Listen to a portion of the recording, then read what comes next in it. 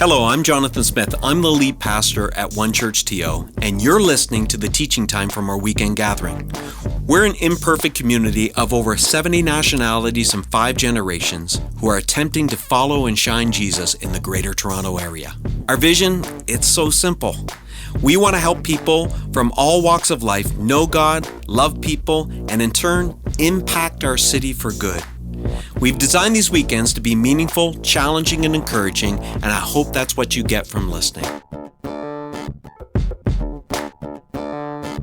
Last week, we're in week 3 of a series called Living Backwards, and last week, Pastor Jessica, what an exceptional message on, she helped us to see that the unseen spiritual world around us is as real as the world that you're sitting in right now. In fact, they intersect the physical and the spiritual.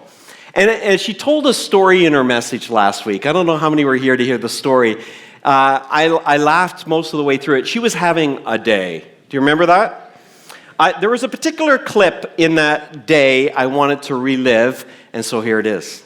That's when I go to fill up the water cups, and I realize the water cups weren't washed the day before. They can't go in the dishwasher, they have to be hand washed. So I'm already angry at my husband because he should have washed the water cups. I'm the one that sacrificed my time to give to these children. I am like in a terrible mood. And so I'm washing these water cups, and then I go to fill them up and realize, oh, nobody filled up the water container inside the fridge. So I have to now take the water container, bring it over to the sink, and as I'm filling it up, I am grumbling out loud. And I'm saying things like, doesn't anybody recognize the sacrifices that I make for this family? I'm saying things like, why are my children so ungrateful for everything that we do for them? Amen. I'm even throwing Skip under the bus. Why did Skip not fill up the water last night when he knew that I was going to stay at home with the children? So I was going home, and I was thinking, I better fill that Brita filter in my fridge. And I was feeling for my brother Skip. Skip, I was feeling for you a little bit there. But also at the same time, I was like, buddy, you got to up your game here. So I bought you a Brita filter, and I just thought, you need that to make sure things run well. Listen, if you're wondering what that story or that illustration had anything to do with the unseen spiritual world, it's worth going back to listen to that message. It was so good. And then in week 1, Dr. Van Johnson spoke about heaven and about the upcoming reality that's in front of all of us. It was such a faith-building, such a rich message. But as we're teaching in a series on aging, can we just pause? Just pause for a moment and just marvel at the fact that someone this old could do such a great job speaking. Dr. Van, it was incredible. It's so inspiring to all of us who are younger, everyone watching online, everyone in this room, we're all younger than you. And to watch you walk up on the stage by yourself and to speak with no notes. Someone said to me, look, he speaks with no notes. And I said, listen, if you speak once a year, you can do it with no notes, right? So that's kind of how it goes. But fantastic message, little friends. So faith-building, so inspiring. Again, worth your visit to go back there. This whole series, Living Backwards, it's been on my heart for a long time to do with our church family. I'll tell you why. 3 decades of pastoring, I've watched people. And I've watched 2 undeniable facts about everybody I've pastored. We're all aging, and we'll all die. I've held the hands of people in hospital beds when they pass from this life into a better life. I've watched people with great faith be filled with anxiety and fear as they are ready to take that next step. And listen, I want to tell you, if dying and aging makes you feel awkward and you feel a little anxiety and fear around that, I just want to say today, that's okay. That's okay. Why? Because you've never done it before. But I'm hoping that this series, and especially the next number of messages that are coming, that it will significantly reduce your anxiety and fear around it. And there will even be elements of anticipation for a greater reality yet to come. A greater reality we will get to step into. But I've also watched people age. And I've watched people age, people I've really admired. I've watched them age poorly. I've noticed that we have this tendency as humans to either live in denial of death and aging, or to rage against it. See, I love artists, and Dylan Thomas is a Welsh poet, and Dylan Thomas wrote a poem for his dad who was at death's door. I love his words because artists say things in ways, don't they say things in ways, or they paint pictures with notes or music or with colors? They say things in the human experience in ways that make us sit up and listen. He wrote these words in this poem. He said, "Do not go gently into the good night. Old age should burn and rave at the close of day. Rage, rage against the dying of the light." He's talking to his father, ready to die. He's saying, fight it with everything inside of you. That's the human condition. That's the human experience with death. We want to fight it. Fight as you may. Death is 100% effective, except for one person. And we'll celebrate him in the end.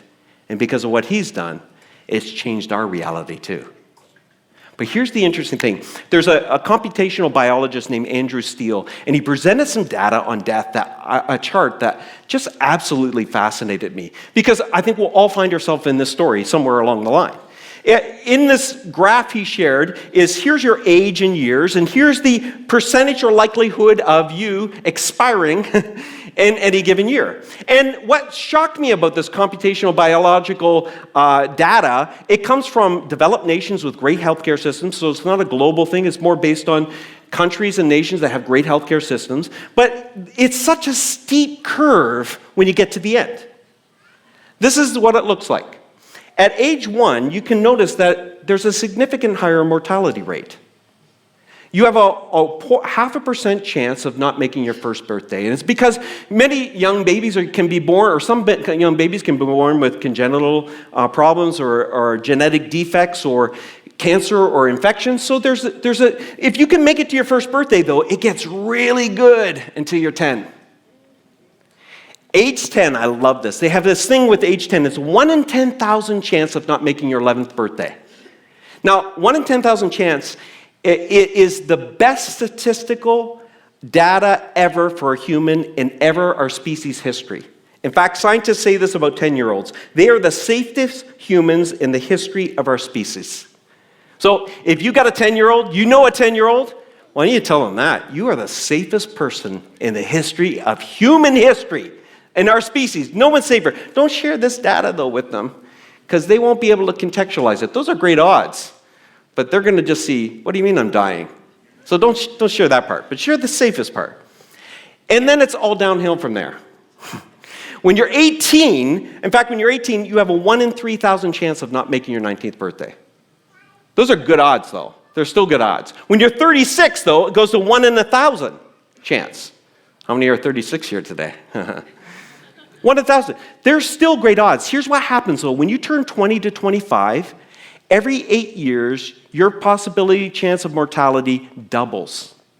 Every 8 years, it doubles.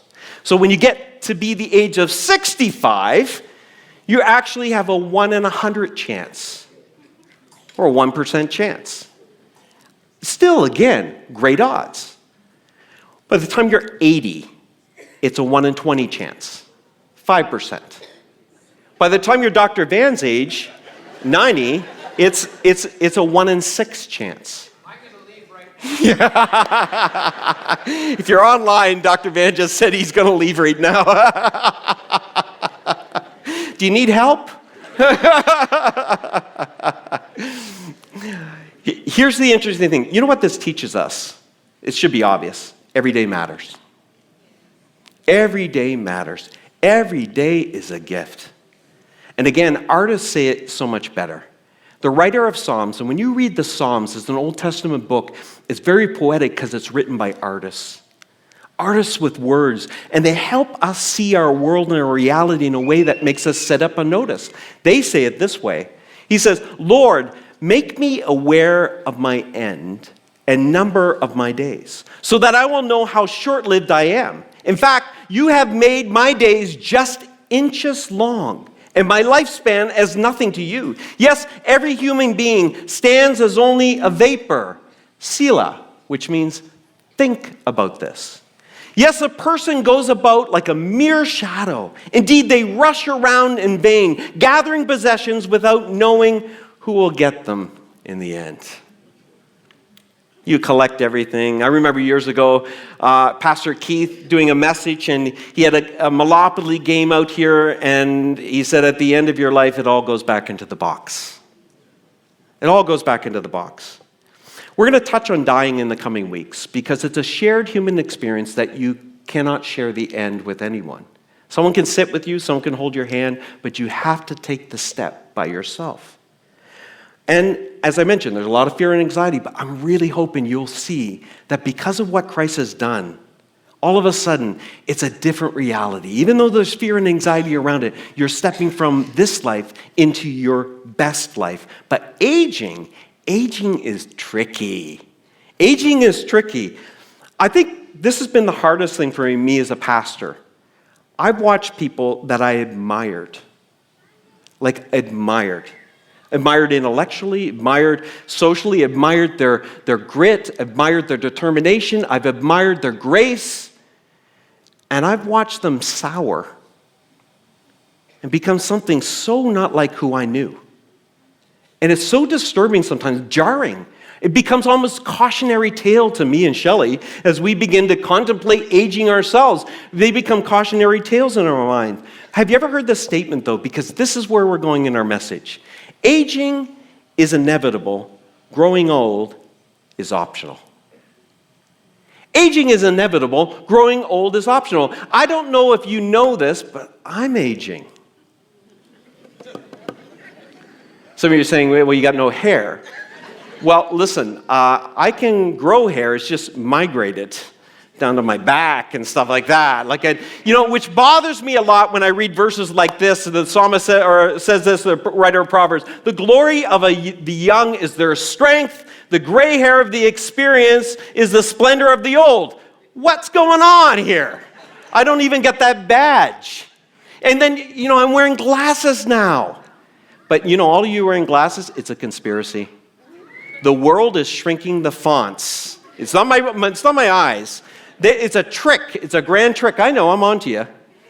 Have you also noticed how young doctors are getting? And teachers are getting young, and pastors are getting young, and staff are young. When I was young, they were all old.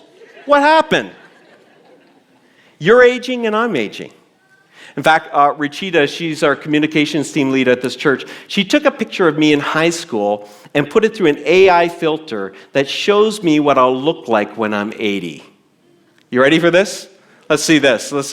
There I am, and that's who I'll be. And someone said, that's not bad. It's not great, but it's not bad. But I do want you to know I'm going to grow hair. Look at this. It's going to get better at one level. I'll get hair back here. The fact is, this is our life. It's inevitable. Aging is inevitable, but growing old is optional. See, growing old is a decision. It's a mindset. It's an attitude. So I'm going to play a little game because let's see how programmed you really are. Let's give some statements and see if you can fill in the blanks if you can. You know that now that you're 50, you've turned 50, you are over the. You go in the chat room. Make sure you put those answers in. You're over the what? You're over the hill. Okay, let's go to the next one. Now that you've turned 40, you are no spring.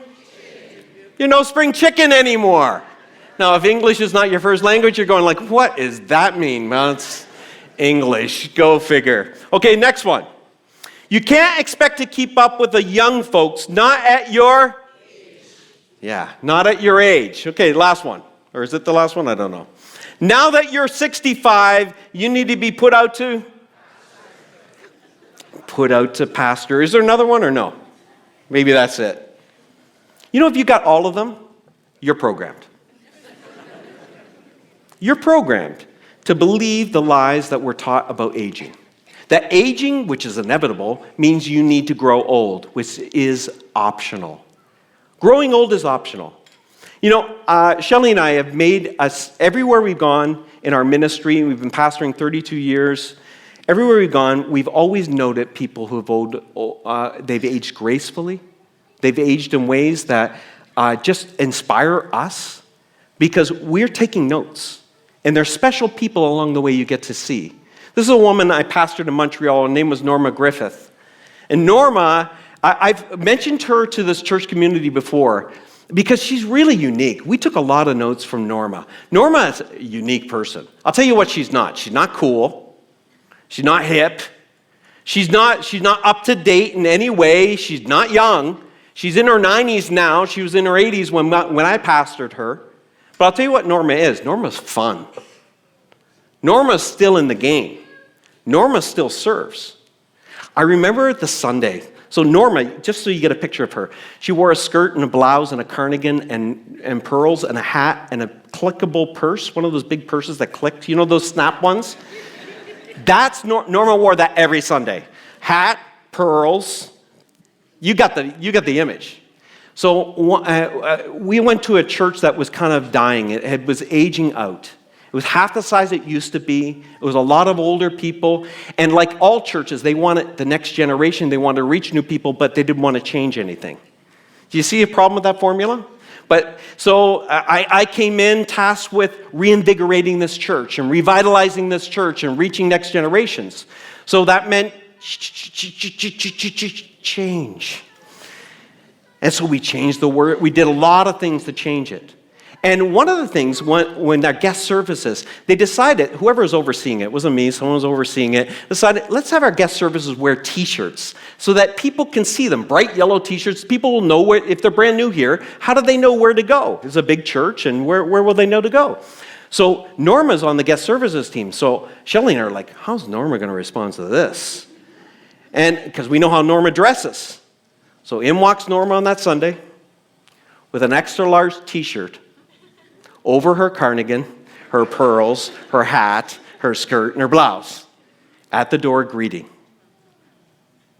See, Norma didn't get angry of those things. Norma didn't let those things get in the way of her serving. I remember the day Norma booked a meeting to come see me. I probably shared a little bit of the story with some of you. She booked, because Norma will tell you exactly what she thought. No filter with Norma. She told you exactly what she thought. She came into my office, booked a meeting, unclicked that big old purse, pulled out a list of everything she didn't like about the church. Since you've come, Pastor, that was I knew I was in for it then. Since you've come, Pastor, I don't like the music. I don't like what the kids are wearing on the platform. I don't like the lights. And she went through a list of all kinds of, I don't like that you don't wear a suit. She went through a whole list of things she didn't like. Then she put it in a purse and clicked it. And I said, is that all, Norma? She said, no. I don't like any of those things, but you better keep them up. I said, Norma, you've lost me. And she said, I love that we're baptizing people again in our church. I love seeing the young people taking leadership roles and serving in this church. I love seeing people come to Jesus for the first time in many years in this church. I don't like it, but I love it, and you better keep it up. And I smiled at her and I said, Norma, why are you even here? Some of your friends have left. And she said, because you need me, Pastor. You need me hugging those young people. You need me praying for them. You need me rolling up my sleeves and serving alongside of them. You need me giving. You need me praying. And she said this, she waves her little finger. She did this sometimes to me. She'd wave her finger at me. She'd go, after all, you're not fishing for 80-year-old women. Why is she so uncommon? Like, that's the part Shelley and I would marvel. We'd look at someone like Norma and go, why does she stand out as something extra special and extraordinary? Because most people get old when they age. She was aging, but she was not old. She's feisty, she's fun, she's engaged, she's with it. What's going on? What's different here? Well, she had held on to young mindsets over old mindsets. See, here's what happens often when we age. We become resentful instead of thankful. We become resentful, and it happens to us naturally as we age because we experience loss in life. And with that becomes an unfairness in life. And what about me in this life? And resentful people become unforgiving people. They're proud people often.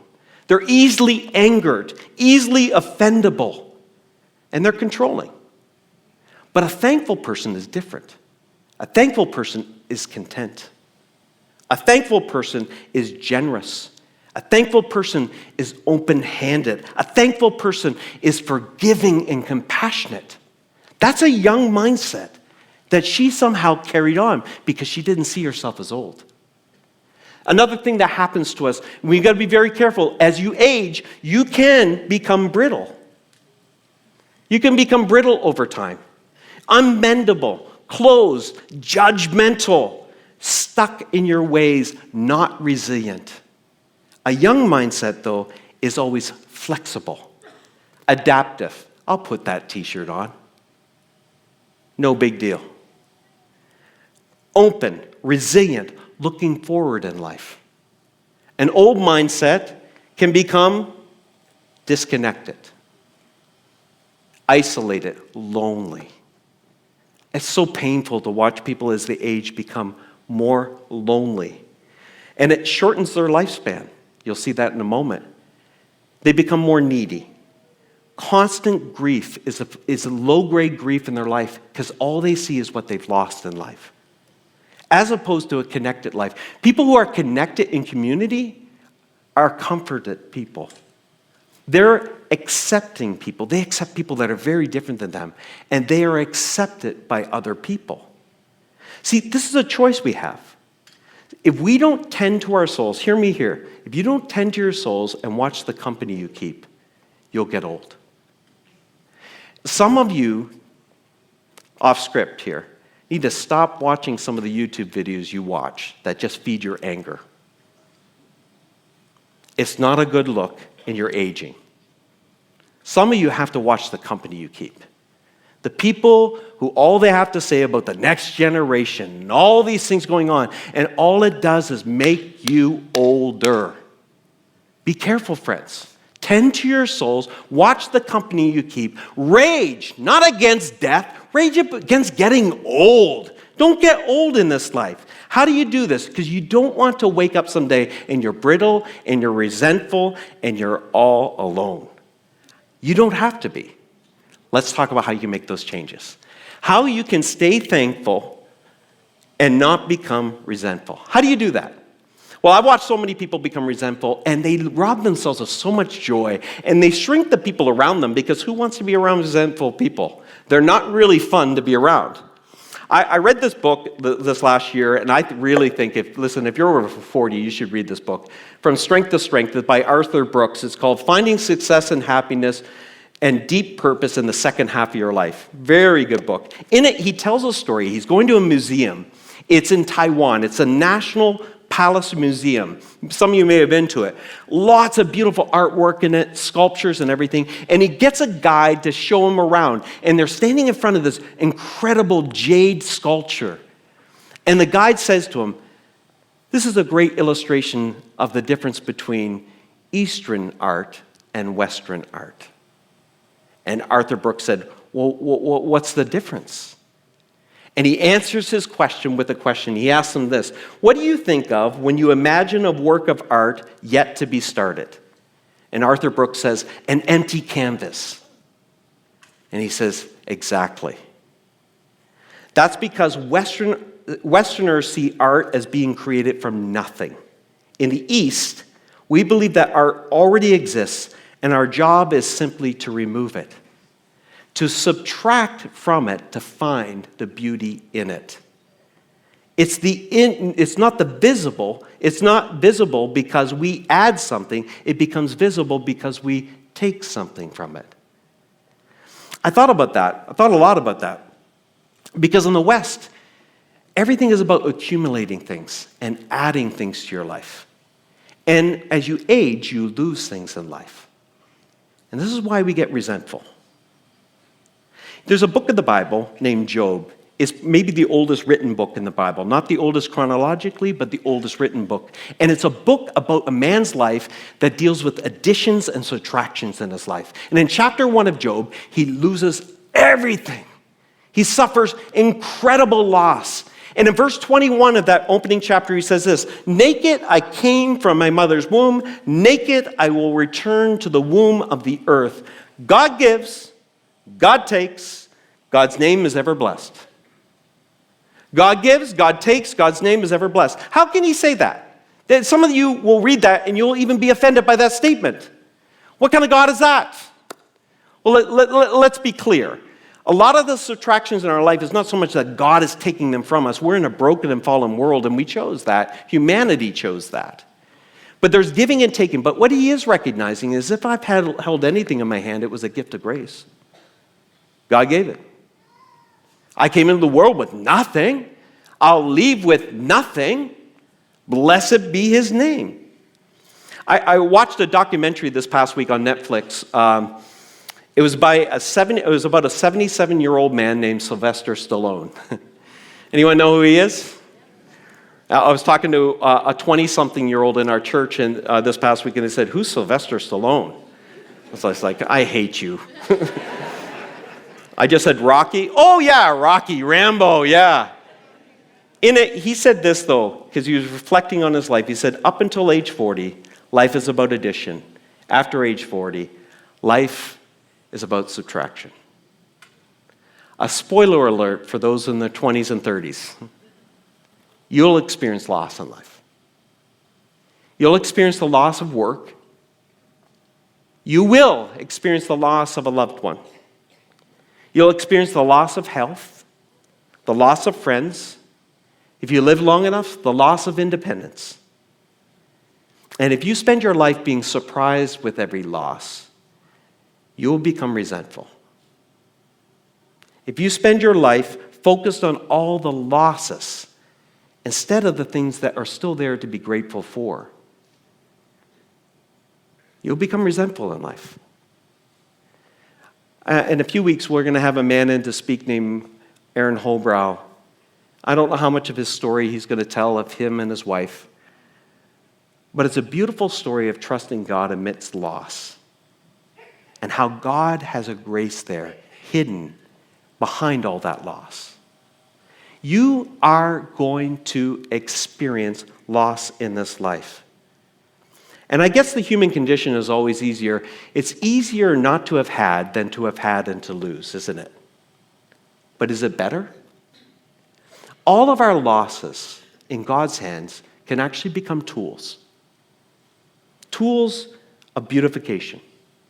C.S. Lewis, the great writer, Oxford scholar, when his wife died, he was devastated. He wrote these words. He said, "I'm not sure God wants us to be happy. I think he wants us to love and be loved. But we are like children, thinking our toys will make us happy and that the whole world is our nursery. Something must drive us out of that nursery and into the lives of others, and that something is suffering." You know, I lost my dad almost a year ago. And I watched that drive my 5 siblings and I closer together. It's funny how that is.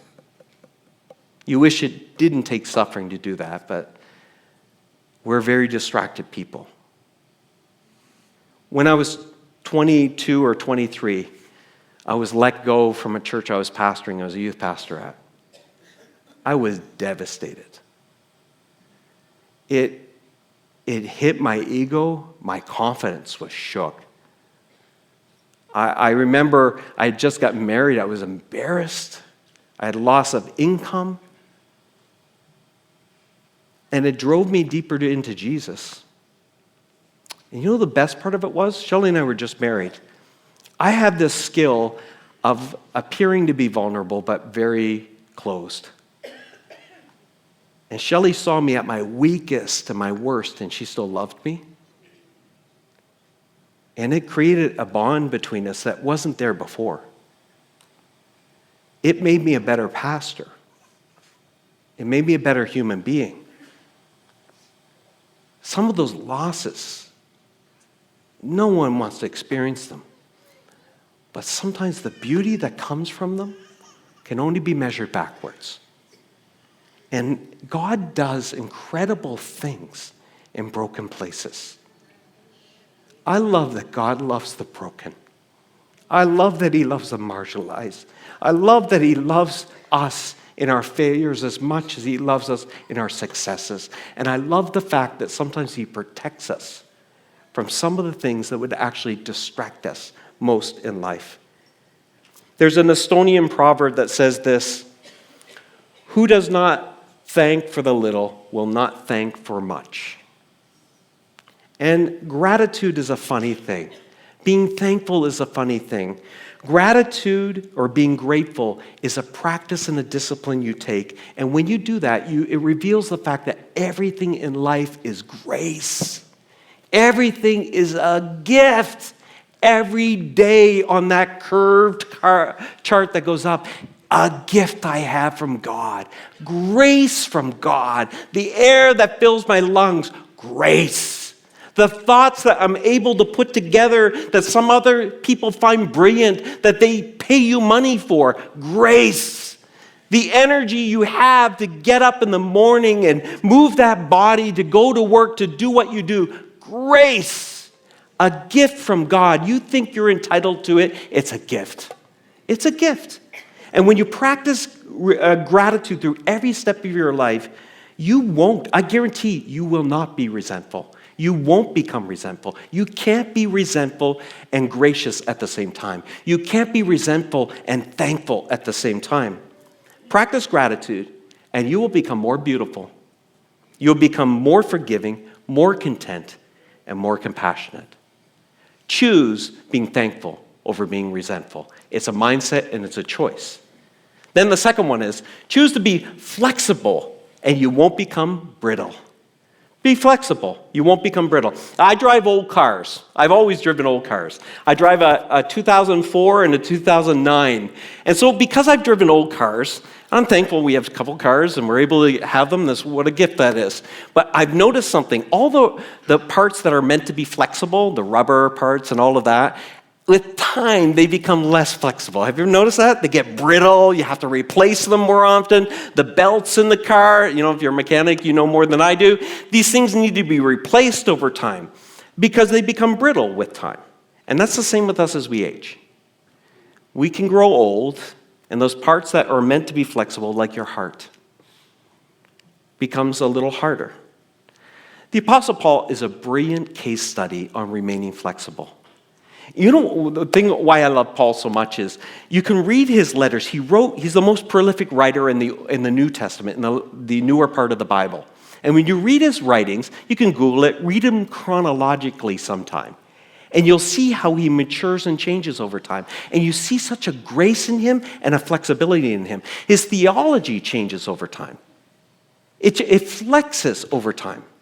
He's not too rigid. He's rigid around Jesus. It's amazing how else he begins to flex. Not just that, he becomes more generous over time, forgiving. Reestablishing his relationship with John Mark, that he was never going to do ministry with again, and all of a sudden he's ministering with John Mark again. Why? He softens as he ages. Some people harden as they age. He softens as he ages. His role, how he leads, changes. He was the leader. He was the one planting. He was the front edge of the thing. He was the guy on the platform. And as the end of his ministry, he's the guy mentoring in the background, encouraging younger leaders. He graciously ages with a flexibility that is encouraging. It's hard to be flexible when we age because we like what we like, don't we? We all know 80s music is the best decade of music. Amen? Amen. That's right. It's in the Bible. I'm sure it's in the Bible here. And every time something new comes along, it can feel like a series of losses because it's moving us away from the things that we love and the things that we've grown to like in our life. And one of the best ways I've learned to remain flexible as I age is I've tried to elevate the why over the what. Simon Sinek is a great writer and talker, and you can Google him. He's got great talks around this. But the why you do something is more important than the what you do. The what you do is not nearly as inspiring as the why you do it. See, what I do is I'm a pastor. But what happens if that ends? More important than what I do. I don't do this because I wanted to be a pastor. It was the last career choice I ever wanted to make. I'm dead serious. I never grow. I meet people that grow up and they'll come up to me and say, I've always wanted to be a pastor. And I always want to say, why? Like that, I never wanted to be a pastor. Even when I felt God was moving me towards it, I was like reluctant. Because there was nothing about that role that ever inspired me. And I was just like, I don't want that. I didn't get into pastoring just to help people, although I like to help people. I certainly didn't get into pastoring to stand on the stage and lead people and not lead change. These are not things that I get up in the morning over. So why do I do what I do? That's more important. The why I do is rooted in the story. The why I pastor is rooted in the gospel. You see, I was a very broken and lost person. And Jesus found me. And he rescued me. And I hate to think what man I would be today had he not intersected in my life. Why do I do what I do? Because I want as many people as I can possibly meet in this world to introduce them to the person of Jesus. That's why I do what I do. You're not just a real estate agent. That might be what you do. But you're finding homes for people to raise their families in, to get old in. You're not just a mechanic. That might be what you do. You're providing a way for people to get to their aging parents, to attend a wedding, to get to work. You're not just a personal service worker. That might be what you do. You're bringing dignity to people who are vulnerable, who have lost and had to surrender their independence, and you're bringing a sense of dignity to them. What a higher calling that is. See, when you elevate the why over the what, you won't follow the money anymore. You won't regret your career decision because it's not as esteemed as others. You've got a bigger why that transcends what you do. You're in this for a different reason. Whys matter. That's why some of the heroes, my greatest heroes, some of them are the seniors at One Church Hill. I'll tell you why, because somehow they've elevated in their minds and hearts the why of church over the what of church. Because I'm pretty positive that the seniors in our church aren't attending here for the music on a Sunday morning. Because I go to their seniors events and slipped in this last week when they had the Salvation Army band playing and Pastor Stephen was leading them, and it was an incredible moment, and it was a music from their era and moment, and I know they love that. I'm sure that they don't love maybe how we all dress on a Sunday morning or whatever, because it's a different era, different moment, different time. Why they're my heroes? They've elevated the why over the what. The why is our mission and message. This is what we do. The what is our methods. And the methods aren't as important as the why. I'm sure that they've endured some of the things we've done and the changes we've done over the years here. But I know it's because they get the why. They want their grandchildren to know Jesus. They want their kids to know Jesus. They want more people to be a part of that. Do you want to remain flexible as you age? If you do, anchor yourself with these thoughts. Know your why. Because no matter what changes in life, nobody can take your why. No one can take your why. And then stay fresh with Jesus. That might be easy to say. There's a song when I was a teenager I heard. I think about it every time I'm getting a little rigid. Every time I'm getting a little dry and starting to get a little brittle. And it was by an artist named Keith Green. And he wrote this song. Here's the first verse describes how maybe we can feel as we're getting old. He says, my eyes are dry, my faith is old, my heart is hard, my prayers are cold. Have you ever felt like that, friends? And then he goes on to say this, what can be done for an old heart like mine? Soften it up with the oil and the wine. The oil is you, your spirit of love. Please wash me anew in the wine of your blood.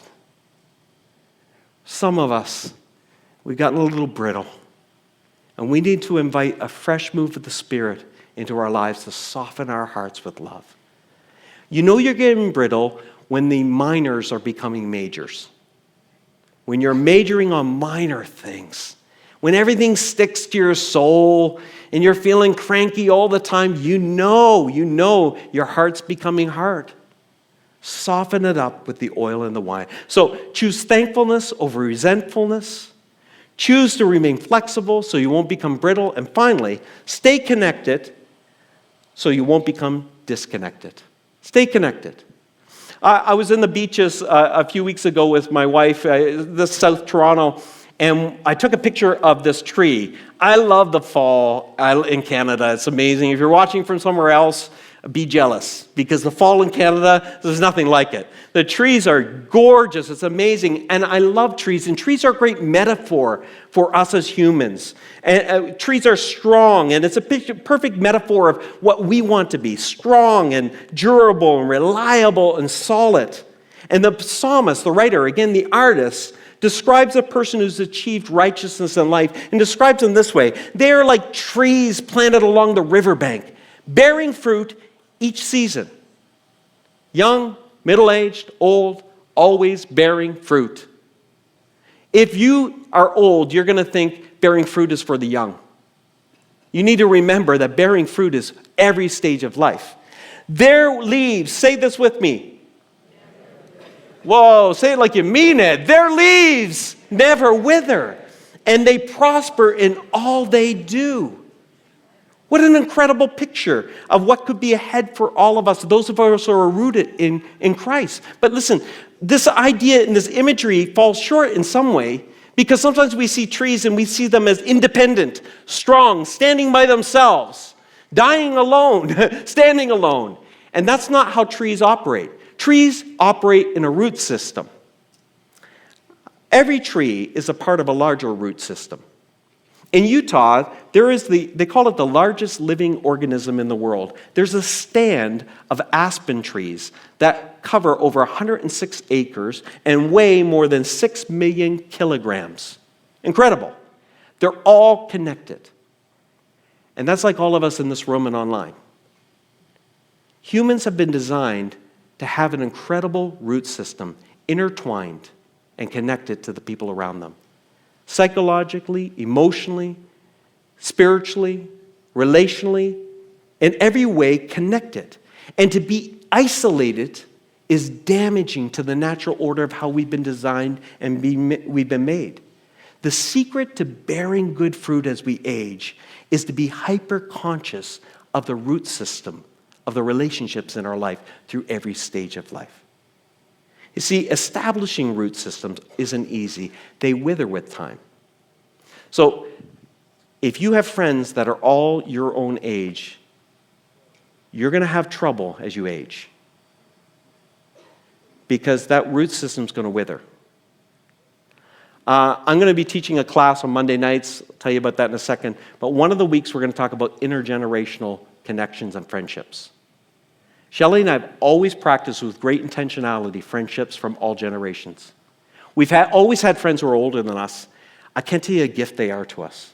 When we've been raising kids or even trying to stay married, there's one thing to get married, right? All the married people in the house. There's another thing to stay married. You know how valuable they've been when they've been able to say, hey, Jonathan, don't worry about that. That's small stuff. Or your kids will get through this. Don't worry about that. And then we've always had friends who are much younger than us. I've noticed our older friends need our vitality, energy, and fun. They feel more alive when they're around us. And also, I've needed our old friends because I feel more stable. I feel more at peace when they're around me. But we have friends in their 20s and 30s. They're deep friends of ours. They're friends with us. Your root system matters a lot. In fact, many of you are, if you're a psychologist or a sociologist, you know of this study. In 1938, Harvard Medical School did a study on men, and they followed them their entire life. And they checked in with them every year to ask them about their habits, their relationships, their appetites, what they were doing, their lifestyles, their happiness, their work. And in this study, at the end of the life of all these men, they compiled all the data, and they found out that there was one essential ingredient. It had nothing to do with their lifestyle choices, what they ate or working out or smoking or not smoking or anything like that. It came down to relationships. In fact, here's the finding of the study. Happiness is love, full stop. Good relationships keep us happier and healthier. The people who were the most satisfied in their relationships at age 50 were the healthiest at age 80. Your relationships actually determine a lot of how you'll age and whether you will age well. And, if I can just speak just for a moment to the men in the house. Guys, pay attention to this. Statistically, men don't make significant friendships after university, unless they're married. And often their partner introduces them to somebody else. And that's the friendships they have. Men, pay attention, because you could be very lonely if you're not careful. You need to be vulnerable and you need to be involved to build those relationships. Vulnerable and involved. Two things that busy men don't like doing. I know there are women that are like that. I'm just saying statistically, men, you're most vulnerable in this sector. So let's end this talk. It pays to prioritize relationships. It pays to practice gratitude. And it pays to remain flexible, friends. And then you get to age well. My vision for us is that we would be a graceful church that would age incredibly well, making space for every generation. We're not going to rage against death or aging. We're going to rage against getting old. And so we have a number of seminars that I'm going to encourage you to take place of. You've heard about them over the last couple of weeks. On the 19th, our own Pastor Keith is going to lead a session here. It's a lunch and learn. You can register for lunch or anything. You can register online. Please do it. This, as a pastor, 30 years of pastoring, I've sat with so many families who are now have lost a loved one, and there are nothing in place, no plans, nothing. And they're sitting there going like, what do we do? And they're devastated, and they got to make all the decisions. Why don't you do that in advance for them? Pastor Keith led our staff in an end of life, how to run funerals and everything. It was the best thing I'd ever heard. All my Bible college years, nothing prepared me for it. It was brilliant. And he's going to bring 40 years of experience, and he's going to help all of us design this. It's a great gift to the people you love. And if you have a loved one who's nearing the end of their life, you might want to design it for them in advance. So make that a priority. On the 26th of November, we have some experts from our church who are going to be helping us with a Supporting Aging Loved Ones seminar. We're going to talk about dementia and Alzheimer's, the early signs and how to best support them. We're going to talk about long-term health care, how to navigate the system in Toronto, how much does it cost, how do you get involved, how you do that. These are all practical things. We don't aging and death is like sex and money. Nobody wants to talk about it, but everybody's involved in it. It's really important we walk towards that and talk about it. And we're going to talk about, and we have another person who's going to talk about staying active as you age. How do you stay active and mobile so you age with greater grace? And then I'm going to invite any of you who would like to come and learn how to age well for 5 weeks on Monday night, virtually. It's a virtual course. I'm going to be running a course on aging well. You want to know the secret to aging well? Come tomorrow. Listen, the worship team's going to come on stage. We're going to do communion here as a community. They're going to sing a song, though, in advance. We're going to sing a song that we sang a little bit earlier, Living Hope. See, this is why I can talk about this stuff and have such hope. I have hope because I know this. Because Jesus has entered into death, and death is the only thing in this world that is 100% successful of knocking you out, and Jesus knocked it out. And because of that, we have hope. And we don't face death the same way. Death is not the end. Death is the beginning. So I thought, here's a promised scripture for all of us who are aging in the room. And even if you're young, I'd like you to say this out loud with me. It's found, the prophet Isaiah wrote this in the 46th chapter. He said this. Let's read it out loud together. Let's read it out loud together. Even to your old age and gray hairs, I am He. I am He who sustains you. I have made you, and I will carry you. I will sustain you, and I will... What a promise. Come what may, God is there.